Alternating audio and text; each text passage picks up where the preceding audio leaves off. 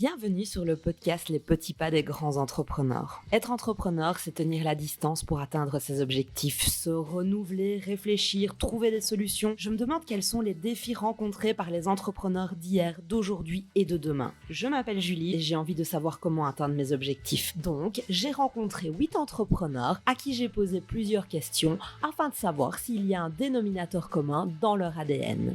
Êtes-vous prêts à embarquer dans ce voyage avec moi à la recherche d'informations et d'inspiration? Ladies and gentlemen, please fasten your seatbelts. We are expecting some turbulence. Thank you.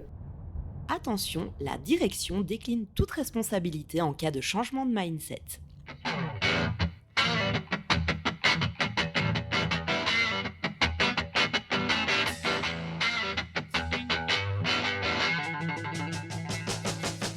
Aujourd'hui, j'ai la chance de recevoir Claude François. Oui, vous avez bien entendu, Claude François.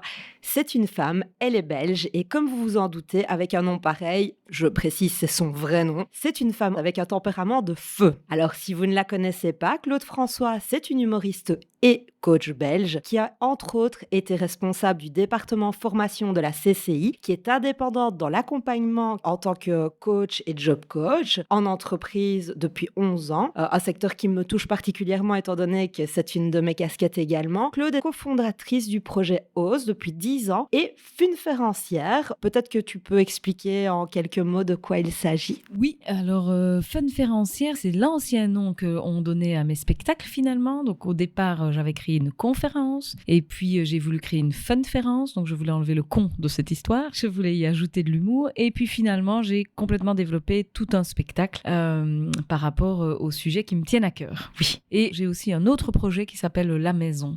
C'est un centre pluridisciplinaire que nous avons ouvert, je dis nous, puisque c'est avec ma collègue Evelyne Faniel, qui est aussi ma collègue dans le projet OSE, que nous avons ouvert sur les hauteurs de Verviers. Et donc le principe, on a une équipe là de coachs, formateurs en entreprise et thérapeutes, pluridisciplinaires. Il y a des cabinets, il y a des salles de formation. Et donc c'est retrouver cette équipe-là pour prendre en charge plein d'objectifs privés et professionnels. Et 2, on met aussi tout ce qui est cabinet et salle en location pour l'extérieur. Voilà. Alors dis-moi Claude, quel a été le premier petit pas qui t'a permis d'atteindre tes objectifs? Je dirais que le premier petit pas qui fut finalement un grand pas, mais le premier petit, je ris parce que c'est une vérité mais drôle, ça a été une thérapie. Alors, je m'explique, je suis une ancienne timide maladive, j'avais des tas de rêves dans le fond de mon cœur, mais l'impossibilité de passer à l'action, je me suis quand même vite rendu compte que si je ne me faisais pas accompagner pour travailler d'abord sur moi, ma matière première finalement, j'allais pas savoir faire grand-chose. Je dirais que le premier petit pas, ça a été ce déclic de me dire, ok, je vais pas y arriver seule, faut que je me fasse aider. Et le deuxième pas par rapport à ça a été de quitter l'emploi de salarié, en tous les cas d'abord d'y réfléchir, d'en rêver, et puis finalement de quitter l'emploi de salarié à la chambre de commerce et d'oser d'abord prendre un statut d'indépendant. Est-ce que tu avais, avant de commencer, une vision?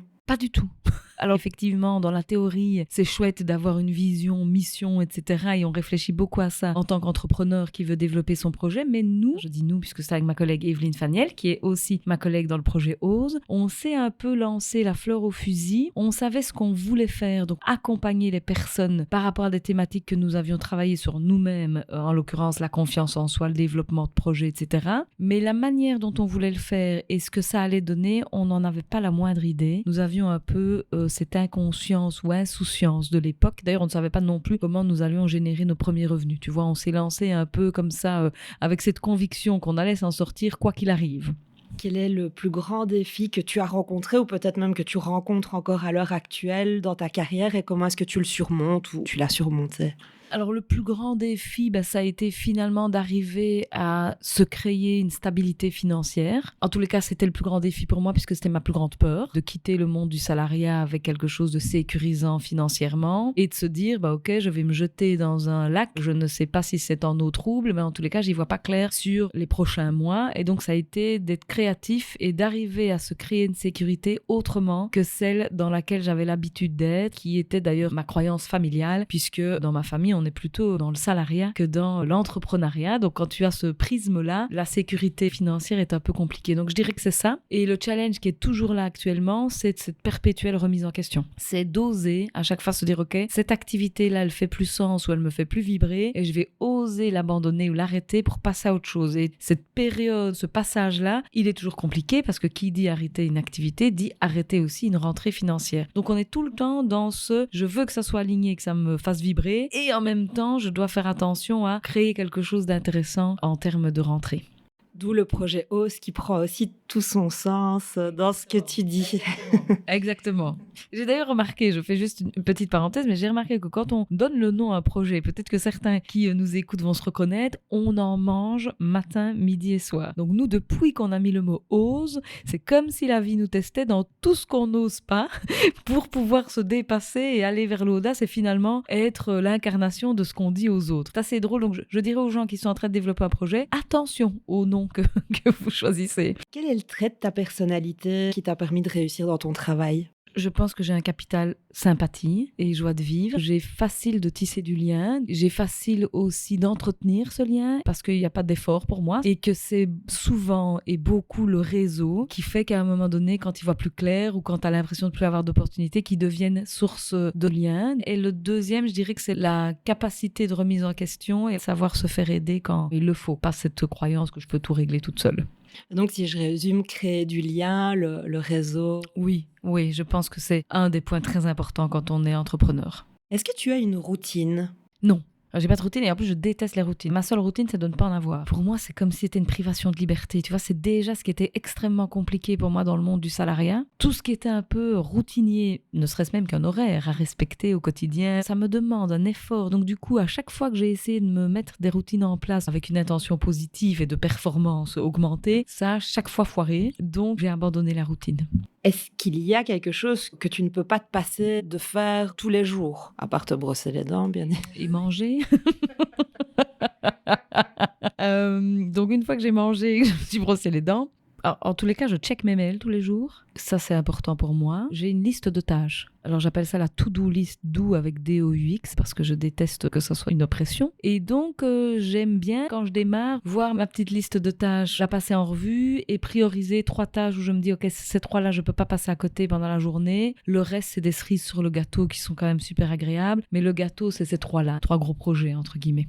Comment est-ce que tes parents ou ta famille décriraient ta carrière ? D'abord, ils riraient beaucoup pour mes parents. Alors, peut-être plus maintenant, parce qu'on est quand même des années plus tard, mais quand j'ai annoncé que je voulais devenir indépendante, je pense que je leur ai annoncé la pire nouvelle de leur vie, c'est-à-dire que dans leur envie de sécurité pour leurs enfants, ça faisait pas partie vraiment du scope. Surtout que mes parents ont plutôt cette vision de l'entrepreneuriat, comme ils en sont très éloignés, de tout ce qui est problématique. Problématique financière, la possibilité de faire des faillites. Donc mes parents se diraient, je pense qu'ils sont fiers à l'heure actuelle, mais ils diraient que c'est quand même un peu de la folie. Tu vois, ils décriraient ma carrière comme un peu de la folie, une douce folie et une folie positive, mais ce qu'ils disent toujours de moi en tous les cas, c'est mais Claude, en fait, quand elle a une idée, elle y va, elle fonce, elle va au bout et sans parfois se soucier trop des conséquences. Et c'est vrai que je pense que si on se soucie trop des conséquences, on n'avance pas des masses, je crois.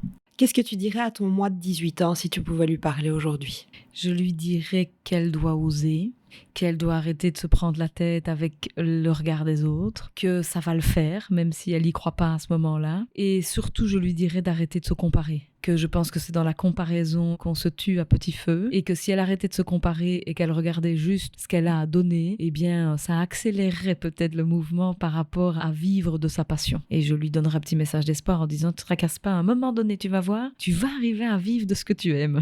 Comment est-ce que tu équilibres ta vie personnelle et professionnelle ? Elles sont très imbriquées l'une dans l'autre finalement. Je crois que tous les entrepreneurs vont se reconnaître. Il n'y a plus vraiment de séparation. Ça, c'est dans un monde très salarié. Il n'y a plus de séparation. Donc, justement, il faut être hyper vigilant à se créer des moments dans son agenda, que ce soit pour soi ou pour les amis, la famille, ou juste des moments de déconnexion totale. Je pense que j'aime tellement ce que je fais que du coup, je n'ai pas cette oppression constante de me dire vivement le week-end ou vivement les vacances, comme j'ai peut-être pu l'avoir quand j'avais une vie, je mets des guillemets, plus classique. Donc, finalement, l'équilibre, il est assez naturel. J'aime ce que je fais, ça me recharge. J'ai donc moins besoin d'aller me recharger dans des activités de loisirs. Et en même temps, à l'intérieur de ça, j'ai la possibilité, grâce à cette souplesse d'agenda, de pouvoir mettre des rendez-vous privés, finalement, à l'intérieur l'intérieur d'une semaine et donc les piliers sont bien équilibrés.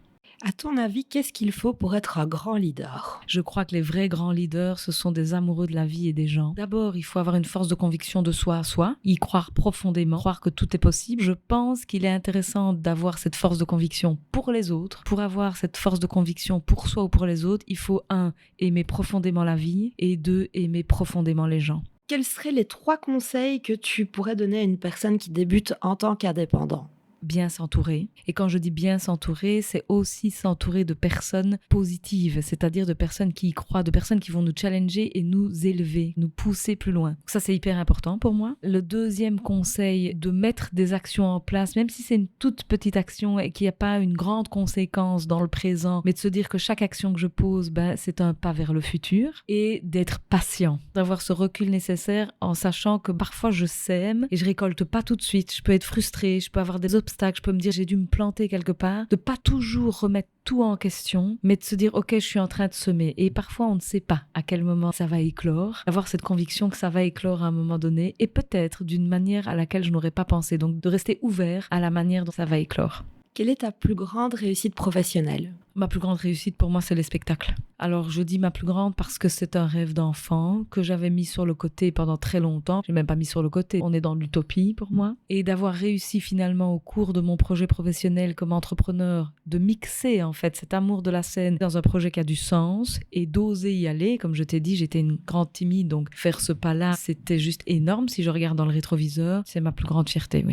Quelle est la question que tu aurais aimé que je te pose et comment est-ce que tu y aurais répondu? J'aurais aimé que tu me poses la question, est-ce que je suis plus dans la team chat que dans la team chien? Et je t'aurais dit chien, évidemment, au risque de vexer toutes les personnes qui nous écoutent et qui sont dans la team chat. Sérieusement, c'est quoi le prochain pas? Le prochain pas, c'est Paris, c'est voir encore plus grand, tenter de développer le spectacle, croire encore plus que jamais finalement à ce rêve de petite fille et en tous les cas mettre toutes les chances de mon côté pour le réaliser. Et s'il ne se réalise pas, au minimum, j'aurai la fierté d'avoir tout essayé et 0 regret.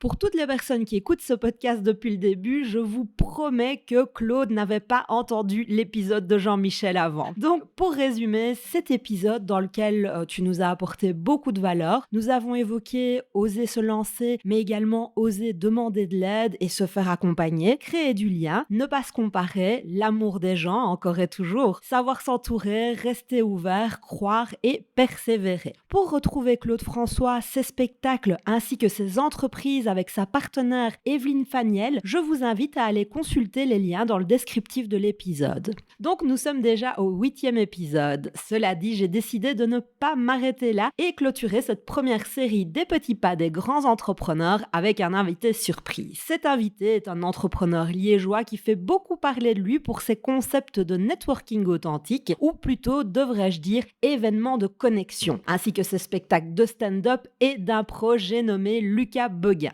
Alors, si vous êtes curieux de savoir quels seront les prochains pas et quels sont les dénominateurs communs entre ces entrepreneurs, je vous invite non pas lundi prochain, mais mercredi à la recherche d'informations et d'inspiration.